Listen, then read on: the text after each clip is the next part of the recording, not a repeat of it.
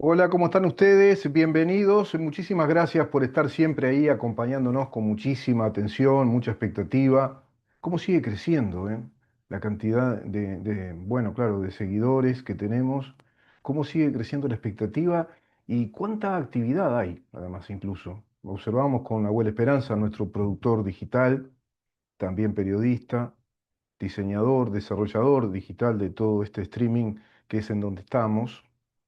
Me decía, qué cantidad de interacción que hay de la gente que sigue el programa, muchísimos comentarios, incluso propuestas, ideas, claro que muchos saludos, les agradezco a todos ustedes. Es imposible que podamos seguir a cada uno de los que nos siguen porque es enorme la cantidad, afortunadamente, pero sabemos que están ahí integrados a lo que estamos proponiendo desde Libertas, nuestra organización civil, nuestra fundación liberal, desde la República Oriental del Uruguay, creada precisamente para estos cometidos de defender nuestra República Democrática, nuestro Estado de Derecho, fundamentalmente con todo ello, nuestras libertades personales, nuestra seguridad jurídica, la seguridad jurídica de nuestras familias, y fomentar, propalar las ideas de una sociedad de desarrollo, de emprendedores,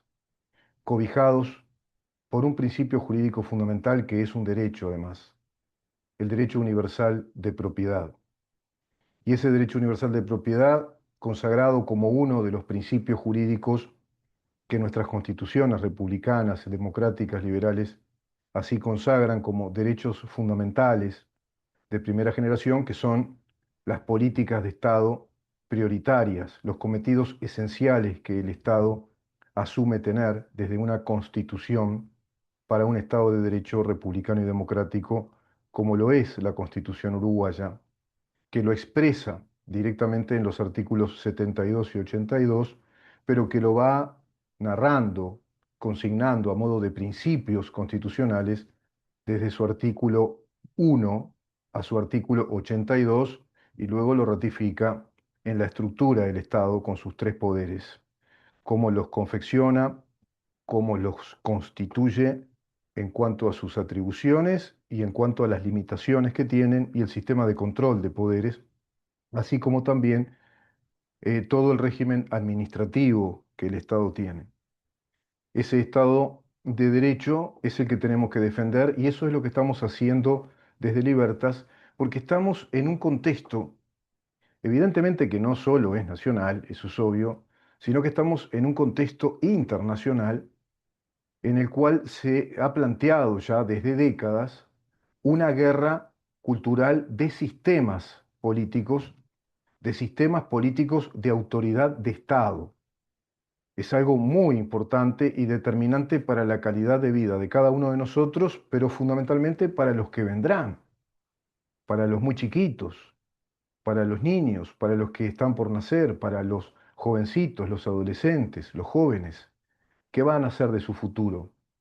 ¿Se van a perpetuar en una consigna ideológica de estados cada vez más totalitarios? Porque eso es lo que propone el Foro de San Pablo para toda Latinoamérica, por ejemplo, que es una remodelización narrativa a modo de una reivindicación del socialismo de Estado, que tiene como fondo o trasfondo la ideología marxista y fundamentalmente un gran ramal, digamos, un componente muy importante de esa doctrina marxista es marxista-leninista, porque al hablar de un sistema marxista-castrista, que es el que se formula en el Foro de San Pablo desde sus inicios, fundado en 1990, por Ignacio Lula da Silva, Fidel Castro, Mario Lupedquín, el actual canciller de la República Oriental del Uruguay, una figura importante dentro del Partido Comunista de Uruguay y del comunismo internacional, José Luis Rodríguez Zapatero, ahora imputado fuertemente por delitos muy graves vinculados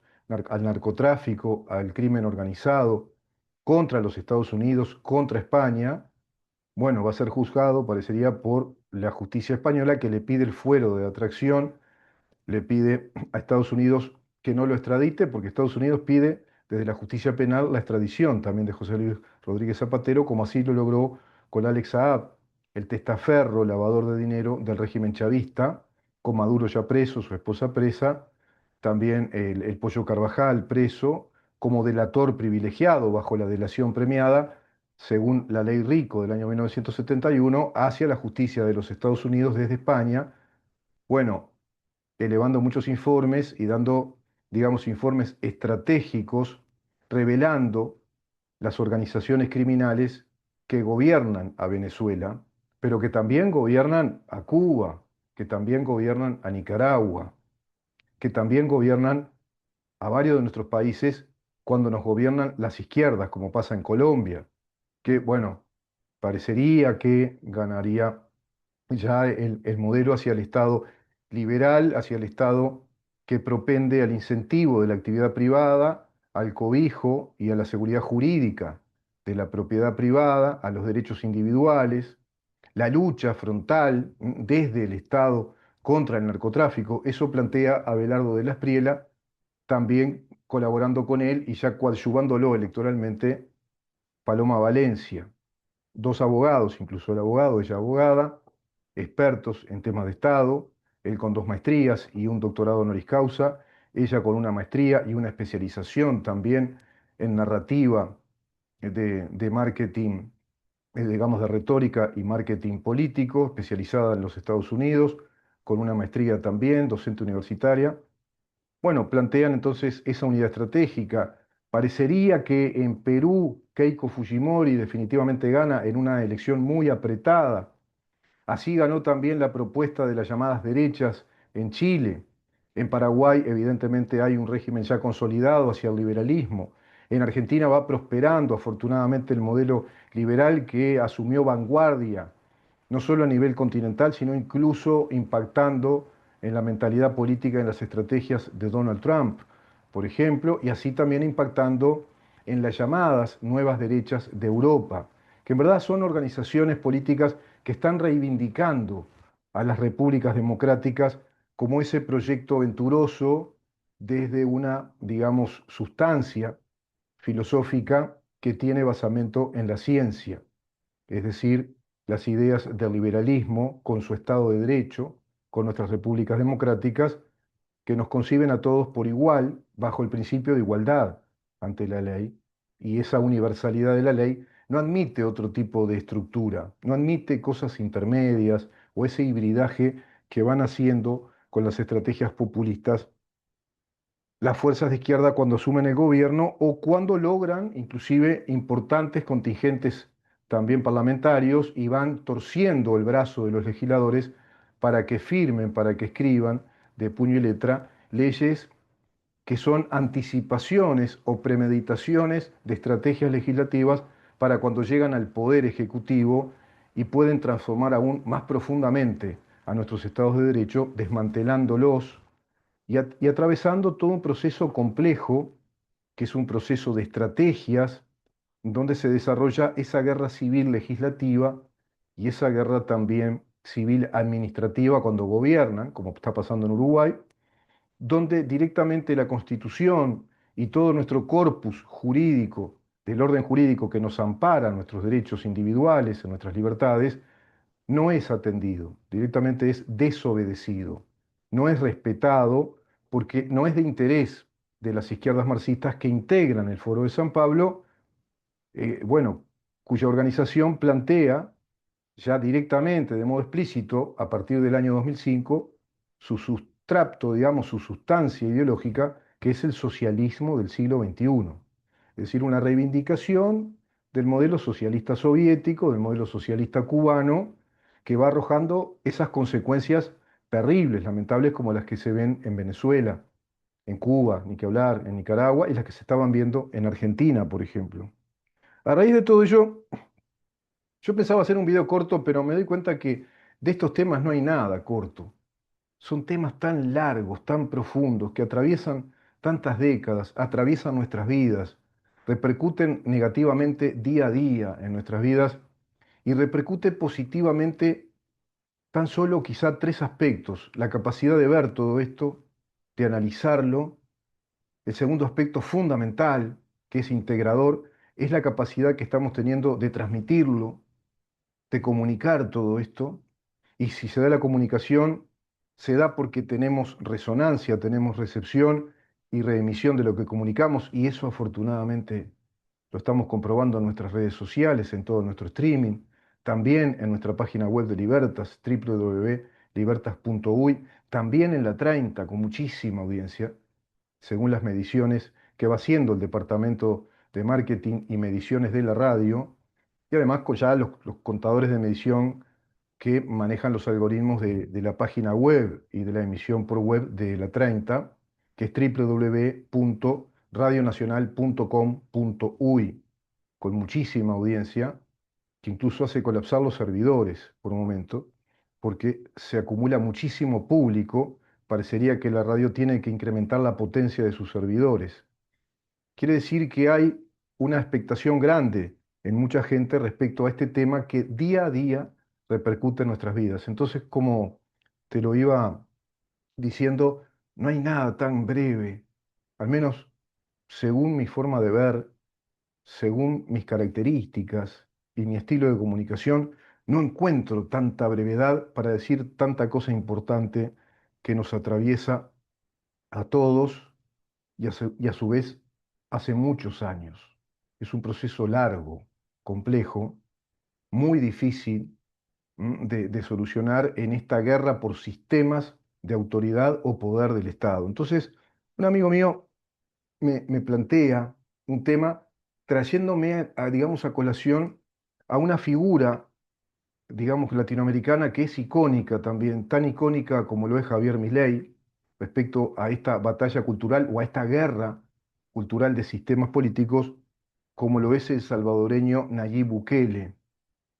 Personaje para muchos controversial, para otros controvertido, que no es lo mismo. Controversiales para aquellos que encuentran controversia, que lo encuentran dicotómico, contradictorio, que aún no confían en él, y otros que directamente reciben esa información de los que tienen esas controversias, reciben más bien la información de lo dicotómico, que es la que más abunda respecto a la figura y la trayectoria política de Nayib Bukele y de su gobierno, que ya lleva 7 años y dos meses al cabo de una reelección. Y hay un tema ahí electoral que plantea fundamentalmente la controversia, es como el nodo, digamos, el leitmotiv de la controversia, que es la reforma que hicieron del sistema electoral constitucional de El Salvador respecto a la reelección presidencial, dado que esa reforma que se hizo desde el Congreso, bajo los auspicios del gobierno de Nayib Bukele y contando con las mayorías legislativas, bueno, llevaron a cabo una reforma electoral que es cuestionada por muchos juristas, por otros no, pero es muy cuestionada por la oposición respecto a que la democracia murió en El Salvador, te dicen, y que nació una especie de dictadura velada porque plantea la reelección indefinida. En términos formales y como paradigma de las democracias, se concibió siempre que una reelección indefinida es lo contrario de la democracia porque uno de los componentes que tiene la democracia representativa, la democracia por la vía electoral a través del voto universal y secreto, es, digamos, la reelección mínima o la reelección alternada. Es decir, reelección mínima es por 2 periodos consecutivos como máximo, que son periodos de 4 años, además no de 5. Una reelección también puede ser alternada, es decir, por un periodo se es presidente, por el otro no, y recién al tercer periodo se tiene que saltar una ventana, tiene que darse esa intersección, esa ventana para ser reelecto de nuevo, como pasa en Uruguay, por ejemplo, y a su vez está limitada esa reelección a 2 periodos también. El presidente ya no puede ser reelecto más de 2 veces de ese modo alternado. El único que obtuvo esa reelección fue el doctor Julio María Sanguinetti, 2 veces presidente después de la salida hacia la democracia, luego del proceso de la dictadura o el régimen de facto de 11 años prácticamente. Pero yo le planteo a mi amigo ciertas inflexiones al respecto y pretendo compartirlas con ustedes. Entonces voy a permitirme leer esto que nos comunicamos, que lo convertí en un texto, en un artículo que lo voy a publicar también en nuestras redes sociales, que lo intitulé nuevas estrategias de la democracia. las nuevas estrategias de la democracia. Claro, este amigo me plantea ciertas cosas interesantes y yo le respondo, porque no son temas sencillos desde el punto de vista institucional, pero desde el punto de vista político hay una realidad palmaria. Me dice este amigo, la educación de este país, principalmente la pública, me da un rotundo asco. Es muy joven y se expresa, claro, con la libertad de hablar ante un amigo. Es muy joven, es estudiante universitario, muy jovencito, de 19 años, un tipo muy pensante, muy estudioso, muy lector, ávido lector. Me dice, es un nido de marxistas inadaptados al mundo que les chupa, bueno, y acá empieza la expresión de joven, ¿no? Que les chupa tres, la educación de los pibes, recitando boludeces marxistas y mostrando un mundo que ya no existe en un formato obsoleto. Esto me dice este joven amigo mediante un chat que compartimos por WhatsApp y luego agrega, todos estos inadaptados frustrados con el mundo son los que les dan clase al poco futuro que nos queda. Y digo poco porque los jóvenes son cada vez menos.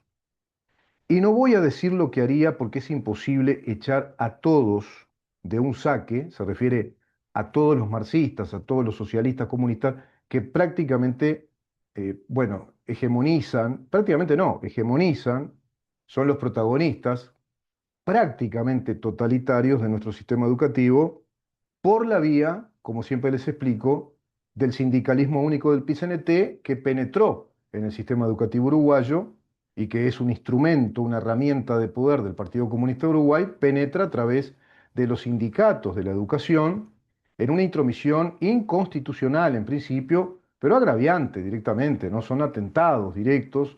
Está esa ley del año 2009, que es la que plantea los convenios colectivos con los consejos de salarios y los sindicatos entrometidos en la vida pública del Estado, en las políticas públicas, en el diseño incluso de toda su política administrativa y en los diseños de sus recursos financieros, económicos, como así también en el desarrollo de las políticas públicas de Estado, en este caso en materia educativa, a través de sindicatos como FENAPES, que es el sindicato de los educadores, los docentes a nivel de secundaria, AFUTU, los educadores de la, bueno, educación de la UTU, es decir, de la Universidad del Trabajo del Uruguay, que es como ya una universidad tecnológica que a su vez hace todo el ciclo secundario completo y tiene también sus escuelas terciarias.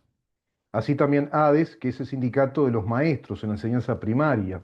Y ya luego tenés una universidad pública, también sindicalizada a través de un sistema de gremios y cogobierno, que está tomado todo eso por el marxismo, por las huestes marxistas. Entonces me dice que claro, por cosas como estas es que creo que una vía reformista en nuestro país no va a arreglar nada, y tampoco en Sudamérica, en este continente.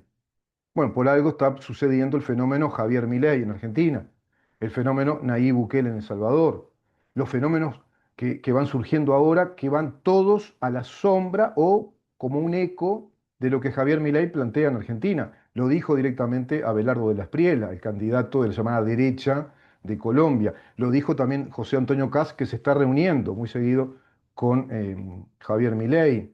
También lo plantea este, Flavio Bolsonaro, el hijo del expresidente de Brasil, que va en la misma línea, también liberal, de un liberalismo hacia el Estado de Derecho, la República, un liberalismo también radical, un gobierno que propenda el estímulo y desarrollo de la actividad privada, el desarrollo tecnológico, las inversiones, todo lo contrario a lo que está pasando en Uruguay.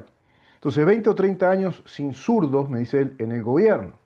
Una cultura que enaltezca al que toma riesgos y se adapta. Una política pública que priorice una modernización tecnológica en el ámbito educativo. Eso que tanto desarrolla en toda su teoría y en sus propuestas para con todos ustedes el doctor Claudio Rama en este programa. Una eminencia de la pedagogía, doctor precisamente en ciencias de la pedagogía, doctor en derecho, licenciado en economía, con una enorme trayectoria académica, de investigación, con varias maestrías, con actividades públicas muy importantes a nivel internacional y nacional, que plantea la necesidad de esta profunda transformación del sistema educativo uruguayo que bajo este gobierno no se hace todo lo contrario. Entonces me dice, Esto último lo está promoviendo enormemente en El Salvador Nayib Bukele. Todo esto sería necesario que se hiciera, claro que sería, es necesario, es necesario. Es de vital importancia que todo esto se desarrolle, se propongan como políticas ciertas de Estado, como políticas no solo públicas que obedezcan al itinerario de un gobierno, sino que se consoliden como políticas del Estado. Es decir, deben instrumentarse desde leyes de orden público que a su vez respondan orgánicamente a nuestras constituciones. Porque no agreguemos más a la constitución. Las constituciones, nuestras constituciones, si están bien escritas, si son republicanas y democráticas, como la uruguaya, merecen apenas algún retoque que yo considero que sí hay que hacer, pero no es el momento oportuno para hablar de reforma constitucional en plena guerra de sistemas por autoridad de Estado, donde tenés que primero elaborar un aparato o un esquema político con un aparato político que proponga todas estas cosas y que vaya culturizando, pero también concientizando primero al electorado de que es necesario cambiar de rumbo, que hay que tomar otro rumbo y abandonar todo este izquierdismo que es usurpador, depredador de nuestras libertades, de nuestra economía, de nuestra seguridad jurídica, y que lo único que pretenden es apoderarse del Estado, quedarse en el Estado y por supuesto que privilegiarse de los recursos económicos que el Estado tiene, de los recursos naturales del país, y prebendar a ciertas empresas, como hacen siempre los comunistas,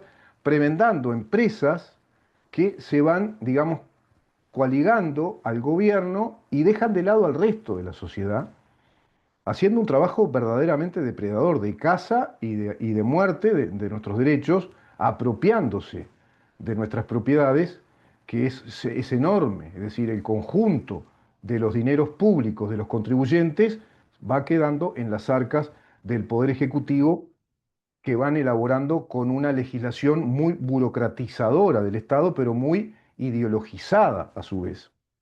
Entonces luego me dice, y mirá que yo con Bukele tengo opiniones encontradas, acá aparece lo controversial, porque muchas reformas que está haciendo en seguridad, en educación, en economía, la lucha directa, exitosa contra un crimen organizado que tenía prácticamente dominado El Salvador, yo te agrego acá datos, el 75% del territorio salvadoreño estaba tomado por brigadas de esa organización de narcotráfico muy violenta llamada Las Maras, muy violenta con conexión directa en relación con conexión directa, digo, respecto a los cárteles grandes de la droga de México y también a los cárteles de Venezuela, de Bolivia, de Colombia, en una interrelación permanente de esos cárteles con este enorme cártel muy violento, sanguinario, que había tomado el 75% del territorio y había tomado el sistema político, los que hoy se quejan de Bukele, planteando este tecnicismo electoral. Entonces me dice él, son acertadas todas estas políticas, pero por otro lado me molesta el truco que hizo reinterpretando la Constitución para mantenerse en el poder. Espero que esté un máximo periodo y de pronto puede pasar que ponga a un delfín político en su partido para que siga con todas las reformas. Yo creo que ni siquiera va a ser necesario que ponga ningún delfín, porque es un tipo muy joven, se ha planteado este recurso de la reelección indefinida por un montón de motivos que yo considero políticamente son necesarios, por eso intitulé esta nota Nuevas estrategias de la democracia. Hay un cambio de paradigma respecto a la democracia desde nuestra perspectiva liberal, a la democracia como una república democrática constituida sobre las bases de un Estado de Derecho, que debe ser un Estado totalmente técnico, desde una base científica, jurídica, que no tiene ideología, que es un Estado neutro, que es un Estado técnico, es decir, el Estado es una tecnología de autoridad que es neutro, no tiene ideología, por eso vivimos en una democracia republicana. Pero sucede que la democracia republicana, como sistema político en Occidente, aceptó convivir con una ideología totalitaria bajo, para mí, la pésima interpretación de la libre discusión de las ideas. Ahí está el problema. Y ahí es donde ganaron, con mucha argucia, con mucha artimaña, desde la escuela de Frankfurt, desde el llamado neomarxismo, la nueva retórica, que fue planteándole a las masas, a la sociedad, financiadas también por corporaciones que provienen de esa entraña comunista de larga prosapia en la historia europea y que va a penetrar en Estados Unidos, bueno, van provocando desde un ecosistema que van armando, mediático, propagandístico, pero muy universitario, van armando un gran círculo de legitimidad filosófica de esas ideas que se visten como ideas de avanzada, que dan la sensación de ser, digamos, un punto de inflexión y un avance de la civilización occidental cuando son todo lo contrario. Son la trampa del lobo comunista que va por esa vía, digamos, haciéndonos una guerra cultural, de cultura política, de cultura económica, de cultura antropológica del Estado, de cultura social, es decir, van por la vía del marxismo cultural que escribió Antonio Gramsci.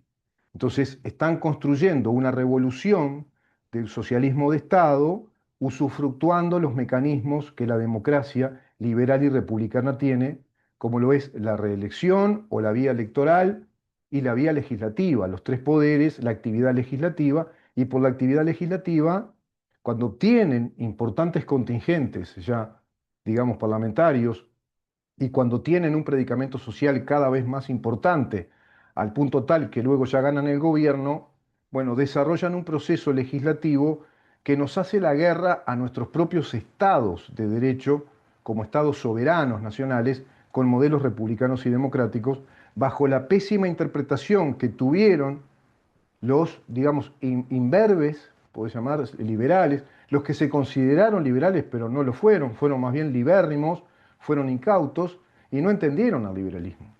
No entendieron que las ideas de la libertad aceptan la discusión de las ideas, pero sobre la base de los principios de la libertad, que aceptan la libre discusión de las ideas, pero sobre la base de la libertad de pensamiento, el crecimiento intelectual del pensamiento, sobre la base de la innovación, la libertad de expresión, la libertad de asociación, la libertad política. Son principios inamovibles del sistema filosófico liberal. Y así está consignado en nuestras constituciones que deben ser protegidas en esos principios. Por eso hay inconstitucionalidad de las leyes. Por eso hay delito de lesa nación o de atentado contra la patria que está conformada de esa manera. Es lo que intentaron los tupamaros, no lo lograron, fueron desarticulados, vencidos militarmente, pero luego ellos vencieron junto a los comunistas, políticamente han vencido. Nayib Bukele vivió un proceso muy trágico en todo eso, encontró un país destrozado, cuando vino a Estados Unidos se había tomado una licencia, estudió allá, se licenció en Ciencias de la Administración, hizo un posgrado de especialización, es un hombre que está formado, empresario, proviene de una familia millonaria, muy rica, también controversial. Entonces, él me dice, quizá la reelección forzada era un mal necesario, no lo sé. El tiempo dirá si fue algo provisorio, como lo que tuvo que hacer La Torre en Uruguay. Bueno, es otro periodo de la historia, lo de La Torre fue muy distinto, fueron 4 años, hizo una reforma profunda que gracias a esa reforma de La Torre con José Pedro Varela tuvimos el Uruguay moderno y liberal que luego destrozaron con el vallismo. O no sé si se convierte en un Vladimir Putin de El Salvador. Hasta acá es lo que evalúa este amigo por chat sobre un proceso político que ya es icónico en esta guerra de sistemas, como te decía, entre la democracia republicana, con su decencia ética y social, con técnicas y estrategias que se necesitan sean nuevas respecto a esa guerra que se está planteando, que le está planteando a esta democracia el socialismo de Estado, narcofinanciado, socialismo de Estado que está narcofinanciado, utilizando técnicas y estrategias populistas, como por ejemplo más Estado, justificar que el Estado crezca, como lo hace Odone, tiene que haber más Estado, tenemos que incrementar el gasto público, tenemos que seguir aumentando más el gasto, tenemos que financiar las empresas públicas, tenemos que financiar y asistenciar a la pobreza infantil, etcétera. Todo un verso, es todo un discurso nada más para generar la idea de la necesidad de más y más Estado, por supuesto que haciendo una burocracia clientelar, ideológica, que necesita más recursos económicos, por lo tanto requiere una carga impositiva más grande, más trámites desde el Estado, propuestos como obligatorios para con todos nosotros, usufructuando lo que sabemos que el Estado es, que es el monopolio, que tiene el monopolio de la fuerza, tiene el monopolio coactivo, que ya pasa a ser un monopolio de la violencia.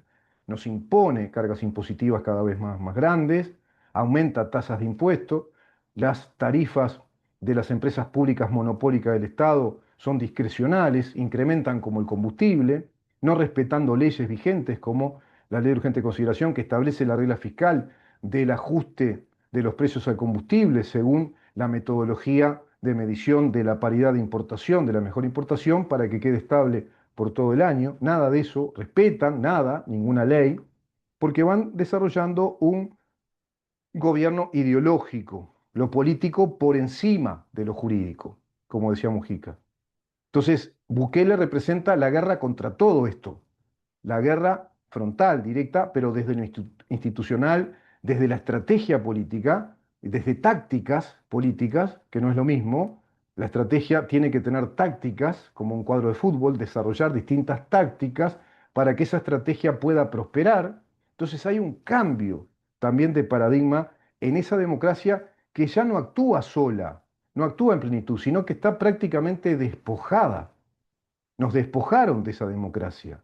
Nuestros estados de derecho, nuestras democracias representativas, el sistema de libertades ha sido rapiñado por el comunismo que se disfrazó de democrático utilizando la formalidad de la vía legislativa representativa, de la vía directa, en Uruguay del referéndum y del plebiscito que ellos proponen, abusan, hacen uso y abuso y luego no reconocen. No reconocen los resultados cuando los resultados no les sirven.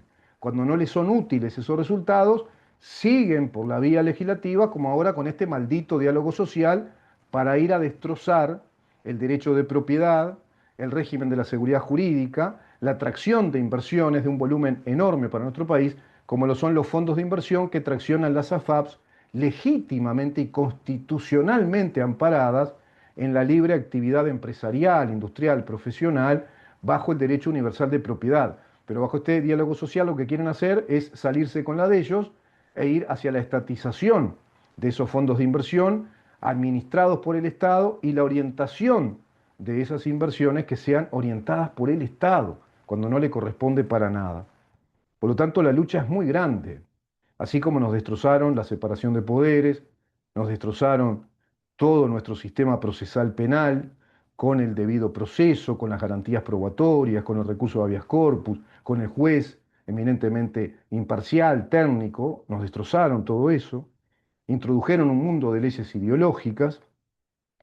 Entonces, el Congreso de El Salvador aprueba, dice una nota de la BBC, una controvertida reforma constitucional que permite la reelección presidencial indefinida. Pero yo te voy a poner ahora un video que muestra claramente estas contradicciones Pero que no se... precisamos seguir protegiendo a los adultos mayores, porque por cada adulto mayor pobre tenemos 10 niños pobres. Y la énfasis de esta sociedad está allí, y las personas que tenemos más de 60 años deberíamos ser generosas en decir lo que se juega este país está en esos niños y no en nosotros, donde mal que bien ya estamos al final de nuestra vida. Esto dijo el presidente Nayib Bukele sobre los adultos mayores y te hará pensar. Un adulto mayor que ya no puede trabajar y que no goza de pensión, o que su pensión es muy pequeña, no es una carga. Ellos ya nos dieron demasiado. Es hora de que nosotros le devolvamos un poquito de todo lo que ellos nos dieron a nosotros. Estamos en la obligación de cuidar de ellos. Si queremos llamarnos seres humanos y queremos llamarnos hijos de Dios. En nombre de Cristo Jesús damos gracias. Amén. Diga amén. Gracias al señor presidente por esta grande bendición. Queda claro, ¿verdad? La enorme diferencia que hay, la manera de pensar atolondrada que tienen los comunistas, como en el caso de Odone, que es en definitiva lo mismo. Te dicen, no, pero es Tupamaro, pero viene del ML, es lo mismo, son socialistas, comunistas. Le está haciendo los deberes al Partido Comunista, tratando de tener una retórica que minimice un poco esta enorme avanzada hacia el socialismo de Estado y plantea una estupidez. Es con un poquito, es, yo qué sé, media neurona y lo entendés. Plantear que los jubilados se sacrifiquen por los jóvenes, en primer término, es plantear una enorme deshonestidad de parte del Estado y una ingratitud de parte del Estado que a todos nuestros ciudadanos, a todos nosotros nos exige los aportes que debemos hacer legalmente. Gente que ha trabajado 30, 35, 40, 45, 50 años aportándole al Estado, educando y criando a sus hijos, así también a sus nietos, colaborando con sus hijos en la crianza de los nietos, que tienen todo el día, porque para jubilarte tenés que tener todos los aportes jubilatorios y además tenés que tener también todas tus contribuciones pagas. Los que han trabajado toda la vida no merecen que el Estado les diga, ahora tienen que sacrificarse por los más jóvenes. Eso en primer término, no corresponde. Además está violando derechos adquiridos, derechos jubilatorios, y está violando la ética social de un gobierno, si se precia ser un gobierno democrático, un gobierno de justicia, de garantías jurídicas. Pero más allá de este tecnicismo, es muy atolondrado esto, es un pensamiento absolutamente deficiente y alienante, porque nos está diciendo en verdad que entonces el Estado no logra crecer económicamente y le pide a aquellos que aportaron de 30 años para más, incluso 30 años, 35, 40 años, que hagan un sacrificio por los más jóvenes. Te están confesando que el sistema no funciona, que el Estado no puede crecer, que el Estado no se enriquece, que el Estado se empobrece. Entonces tienen que hacer un sacrificio por los más jóvenes, lo cual implicaría que esos más jóvenes, por los cuales se hace un sacrificio, cuando sean más viejos también se van a sacrificar. Entonces van a trabajar en un país, van a aportar, van a hacer todo su esfuerzo sin poder enriquecerse por 30, 35, 38, 40, 45 años para después aceptar que el Estado los sacrifique, que vayan al matadero. Eso está diciendo Done. Es un desastre lo que está diciendo. ¿Te das cuenta que es lamentable? Yo te hago razonar, te estoy haciendo razonar. Cuál es el contenido de ese mensaje? Que el Estado se va desfinanciando y que no le puede pagar el régimen este del reparto, como yo antes decía, de la repartija socialista del BPS, que es también un mamotreto, es un elefante que nos consume mucho dinero, que nos gasta 10.000 millones de dólares por año, como la caja boba, la hija boba del Estado, que se gasta toda la guita y no alcanza, porque hay pocos trabajadores en relación al enorme Estado que aplasta la actividad privada. Hay trabajadores en lo público que también aportan, pero no alcanzan porque hay pocos jóvenes y no hay una tasa de reemplazo respecto a la cantidad de retirados ya, de pasivos, en una sociedad cada vez más envejecida que no tiene tasa de natalidad buena, sino que es decreciente la tasa de natalidad y no viene más gente. En un gobierno que además expulsó tantas empresas y da tantas malas señales que no va a venir gente, pues no vienen inversores, sino que se van los inversores, depredó el crecimiento económico que hizo el gobierno anterior bajo ajustes fiscales técnicos mínimos, incentivó la inversión de capital extranjero directo como nunca pasó en el Uruguay, en un promedio de 2.000 millones de dólares por año, en los últimos 3 años después de pandemia. Todo eso ya lo depredaron, ya lo mataron, ya se fue, y no viene capital nuevo, no hay sustitución de generador de generadores de trabajo, no hay capital, no hay sustitución de tasa de crecimiento de capital, no vienen empresas, no se genera trabajo. Lo que se está generando es un gran sistema de control en nuestras vidas, debilitaron el secreto bancario, impuesto a las rentas de capital. Bueno, todas las señales son muy negativas y todavía dice estos disparates. En cambio, Bukele, viste todo lo que dice, que al que más hay que proteger, al que hay que honrar, es al anciano que ya trabajó, que ya aportó, hay que darle confort de vida, ¿no? Paz espiritual, calma. Esos hogares se van consolidando de esa manera y genera ese estímulo de que en tus días de retiro realmente sean días de júbilo. De ahí la palabra jubilación, que sean días de calma, de sosiego y que puedas convertirte de alguna manera en el alma mater de tu familia, en el instructor, porque estás viviendo un estado que es justo en ese sentido, que reconoce todo tu esfuerzo y te premia. Dice todo lo contrario. Entonces, esa política, ¿cómo la sostenés? Solo por un periodo electoral y que después no pueda volver esa figura que atrae tanta adhesión popular, tanta esperanza, tantas ganas de vivir, porque existe esa figura que asumió la responsabilidad armando un aparato político que liberó a El Salvador de esa organización narcocriminal preponderante que lo tenía tomado en un 75% y tenía tomado el sistema político.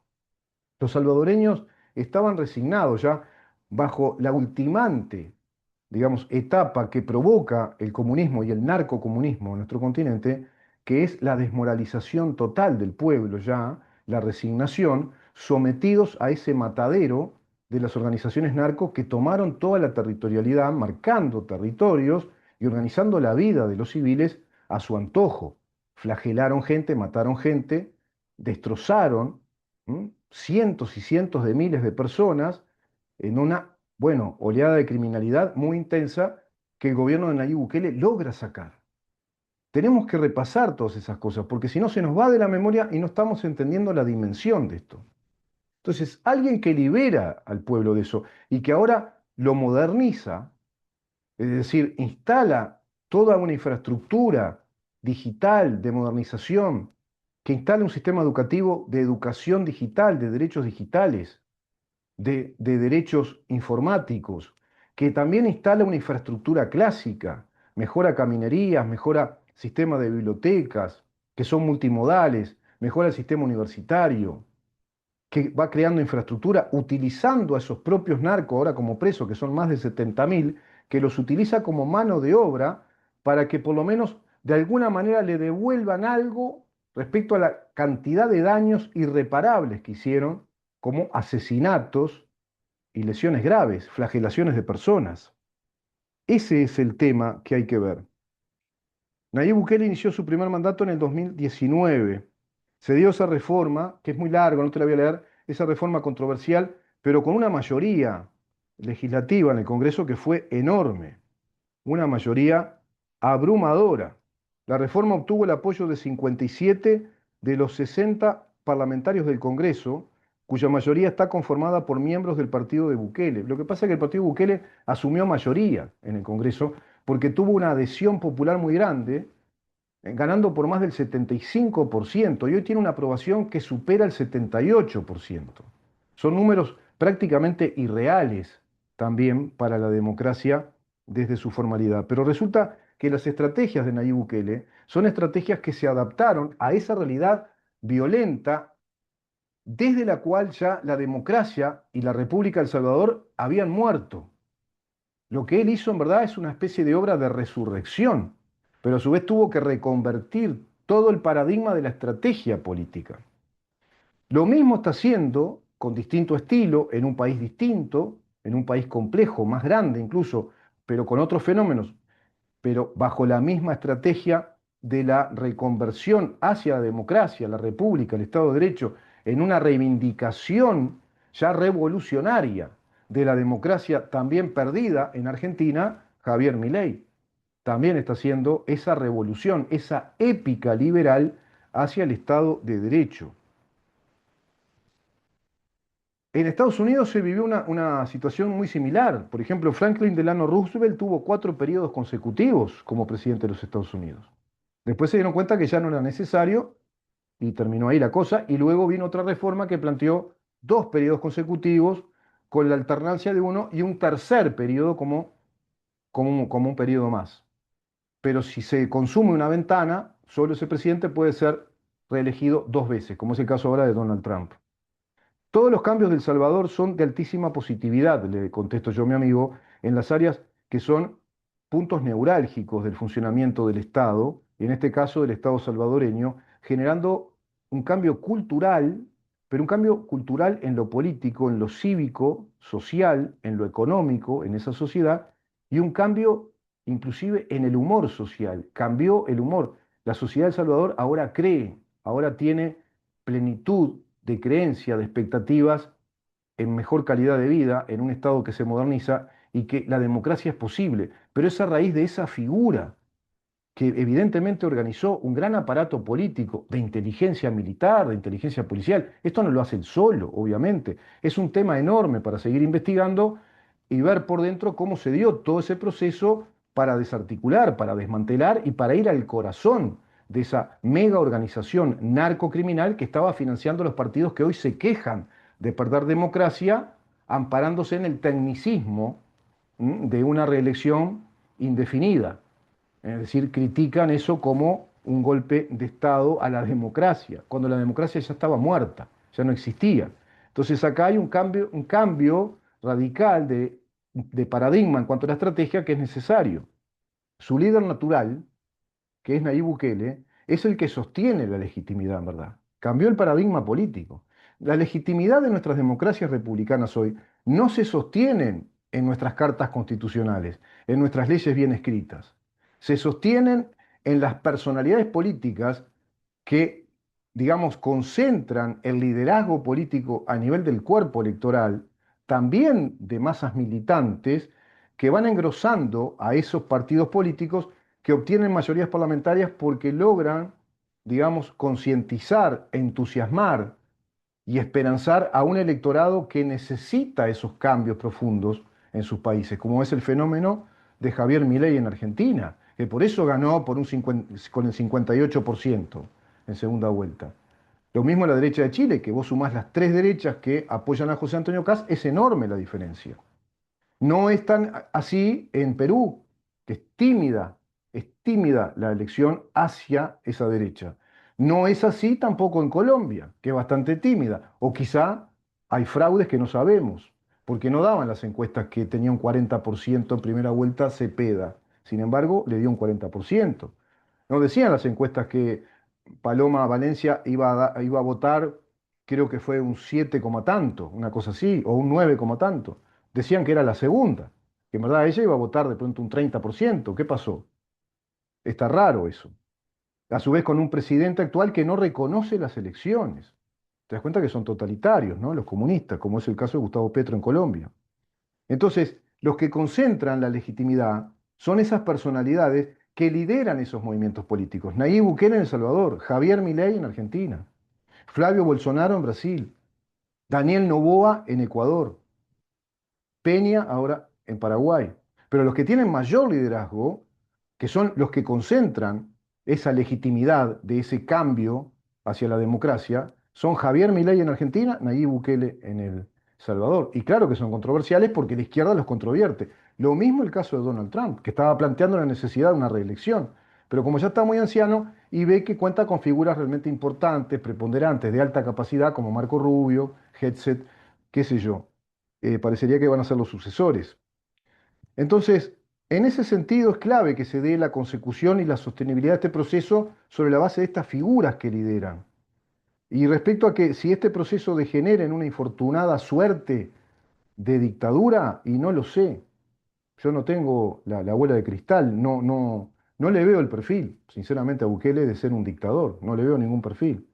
Le veo una nueva estrategia política que seguramente está enunciando, digamos, en los hechos, un mensaje de perpetuidad de este modelo que liberó al pueblo de El Salvador del crimen organizado, que lo liberó de un crimen violento, que lo sometía a la penuria, de hecho, de ser esclavos de organizaciones narcocriminales que a su vez iban financiando a otros regímenes narcocriminales, como también el de Venezuela, el de Nicaragua, el de Cuba, porque se van coaligando en esa liga de naciones socialistas desde el Foro de San Pablo que están muy financiadas por el narcocrimen, por la narcoproducción, el narcotráfico, pero también la trata de personas, la venta de órganos, el mercado negro de armas, el lavado de activos, que eso después convierte en gran parte de ese dinero, lo convierten en empresas que legalizan y que por ese lado crean las grandes pantallas que encubren todo lo que a la sombra va trabajando en el corazón de nuestra sociedad.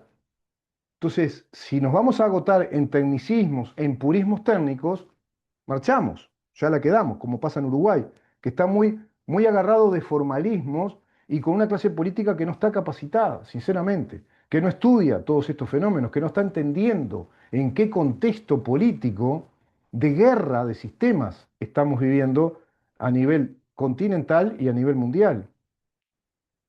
Creo que él quiere hacer eso, quiere hacer una gran obra y luego irse. Quizá cuando ve el momento, capaz que tiene que estar 7 años más. ¿Por qué? Porque es una persona joven, tiene 44 años, si no me equivoco, está en su plenitud. Hoy le dicen los pibes, está en su prime time político. Bueno, así están todos los países de Latinoamérica, ¿no? Están todos, tienen la necesidad de tener líderes fuertes, catalizadores de estas ideas de la libertad, que logren legitimidad. Y la legitimidad la logran por la vía electoral. Y si el pueblo lo sigue votando, y si en la próxima elección, cuando se postulan a la reelección, vuelven a obtener esas enormes mayorías, el proceso político en sí, democrático, electoral, está demostrando la legitimidad de ese líder. Por lo tanto, ahí hay un cambio de paradigma también en cuanto a la discusión técnica de cuántas veces puede ser elegido alguien. Depende. Depende del modelo que plantee esa persona, depende del momento, del contexto histórico. Hoy nuestras democracias están vencidas y en algunos países están recomponiéndose energéticamente, están saliendo del CTI. Ese es el tema. Están saliendo del CTI. Otras directamente fueron milagrosamente resucitadas, porque El Salvador ya no tenía democracia.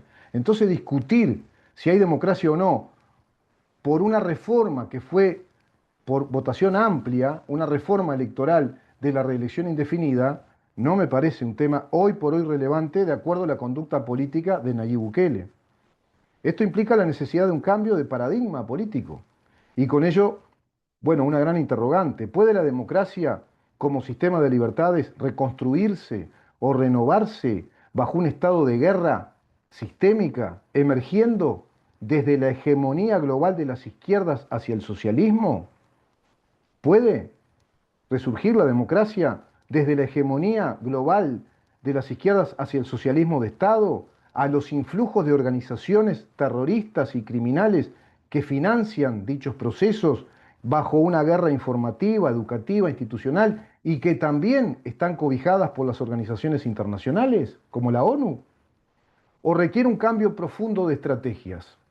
Porque acá hay un plan global que plantea la estrategia de socializar nuestros países, de ir hacia un socialismo perfecto, un socialismo de Estado, a una economía de diseño, un capitalismo controlado, también le llaman. Todo palabrería para no decirte directamente que están instalando la dictadura comunista.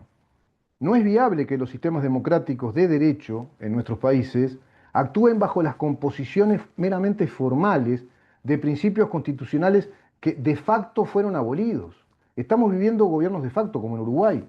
Tenemos un gobierno de facto, es un gobierno de hecho, presidente de facto de ACE, actos de facto desde el Poder Ejecutivo, que no son actos administrativos, actos violatorios de, por ejemplo, la jerarquía de las normas, leyes que en verdad son violaciones de la Constitución, que tienen el formalismo de ley, pero siquiera podemos hablar que se agotan en la inconstitucionalidad. En verdad son atentados de lesa nación, son leyes que atentan, que agravian la Constitución de la República, y por esa vía van construyendo estos estados socialistas, ideológicos, que a su vez están financiados por organizaciones narcocriminales, a las que a su vez cobijan, porque son prebendarios unos de los otros. Estamos en época de revoluciones políticas e institucionales. Estamos en épocas de renovación profunda y de fortalecimiento de las democracias occidentales o de la muerte. Estamos en una cruz de camino. Estamos en una encrucijada. Estamos en un punto de inflexión. ¿Hacia dónde va Occidente? Hacia la recuperación, la reivindicación y fortalecimiento de las democracias republicanas, de nuestras libertades individuales, de nuestras seguridades jurídicas, de modelos de desarrollo, con una educación científica, técnica, imparcial, con justicias también imparciales, que nos den garantías, que nos den procesos de garantías, debidos procesos con garantías probatorias, o vamos hacia los estados ideológicos socialistas que van a concentrar el poder en esa ideología única y en aquellos que militen y representen esa ideología única y el resto de nosotros todos controlados, en todos los sentidos, en el mejor de los casos, y en otros casos ya directamente ultimados, o puestos en prisión, o deportados, o tenemos que ir al exilio forzoso, o directamente asesinados. Podrían ser procesos de consolidación y abatimiento de poderosas izquierdas estas estrategias, como la de Bukele, porque esto va a llevar 20, 25, 30 años, como menos. Entonces hay que revisar todos los aspectos estratégicos, también incluso a ciertos aspectos constitucionales de blindaje o prevención de los ataques contra las instituciones estatales, contra las garantías jurídicas de nuestros derechos individuales, contra nuestra libertad personal, nuestra libertad de pensamiento y de acción social. Pero eso es en una etapa ulterior, cuando esté legitimado ya todo el proceso de cambio político hacia la democracia, cuando esté legitimado todo ese proceso hacia la recomposición del Estado de Derecho, porque se atravesaron 20, 25, 30, 35 años legitimándose ese proceso por la vía política, por la vía de la culturización y la estrategia, como hacen las izquierdas, penetrando en el Estado y despojando en un proceso gradual, pero intenso, sin pausa, despojando a todas las organizaciones de izquierda, al pensamiento de izquierda por dentro de la educación en todas sus etapas, por dentro de la actividad del Estado, de su actividad administrativa, eliminando a los sindicatos entrometidos en el Estado, eliminando el sistema del sindicalismo único, que es el gran, digamos, caballo de Troya que tienen las fuerzas comunistas, sindicalizar la vida política y penetrar por la vía de los sindicatos con la legitimidad que los estados ideológicos le dan de ser sindicatos únicos que cogobiernan con cada gobierno que va alternando y tienen más poderío, más fuerza los sindicatos que permanecen estables como sindicatos que inciden fuertemente en la vida administrativa, económica, laboral, en el comportamiento económico, financiero de nuestro Estado. Todo eso hay que abolir, hay que sacar, hay que destruir, y eso requiere estrategias políticas nuevas. Y recién cuando eso se va consolidando, cuando la sociedad ya es un ecosistema que comprobó que vivir en libertad, vivir en una sociedad de desarrollo y democrática es infinitamente superior, que le gana 8-0 o 10-0 al socialismo, ahí recién viene el periodo entonces de blindaje, ya de ratificación constitucional de esas nuevas estrategias para cuidar a nuestras constituciones tal cual están escritas en sus principios constitucionales, en sus disposiciones constitucionales esenciales, en la consagración de nuestros derechos, simplemente haciendo expresión, dando una expresión clara, siendo explícitas en la protección de ese modelo de libertades, como se hizo, por ejemplo, en Polonia. Prohíbese todo ejercicio político y propuesta con contenidos comunistas, marxistas, socialistas, totalitarios, nazistas, fascistas. Prohíbese. Está abolido. Se terminó. Está abolida toda forma de gobierno, propuesta de gobierno que plantee la colectivización, la estatización de los modelos económicos, de los modelos de desarrollo. Toda propuesta de derechos colectivos, derechos sociales. Está abolido, no tiene valor jurídico.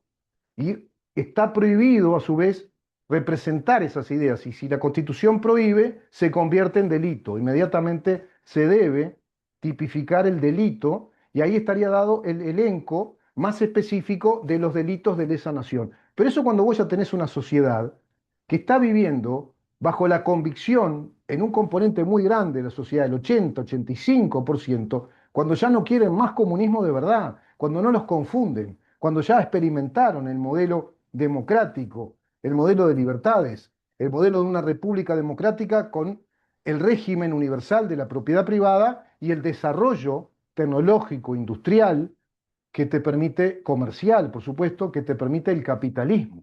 Pero se tiene que vivir, se tiene que experimentar. Entonces, cuando eso se experimentó, legitimado por figuras consulares, por figuras que lideran esos movimientos, recién ahí se va a llegar a la etapa ya cultural de consolidar constitucionalmente y un comportamiento que luego se dé de modo mucho más automático, porque ya no cabe en la cabeza de nadie volver bajo estas ideas totalitarias, sino que lo que hay que emprender es perfeccionar precisamente un modelo de libertades, discutirlo al modelo de libertades, mejorarlo, pero no con ideas socialistas, no con ideas que tengan ese condimento que ya sabés que te trae una semilla totalitaria.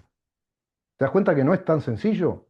Ese es el proceso de esta guerra cultural que estamos viviendo a escala planetaria y fundamentalmente Occidente, que es la porción civilizatoria, esa zona civilizatoria que ha sido invadida por modelos totalitarios que se alinearon para conspirar contra este modelo de libertades, que es precisamente los estados de derecho con sus democracias republicanas. Eso representa Nayib Bukele hoy por hoy, no sé qué será mañana. Hoy por hoy es eso, como también lo es Javier Milei.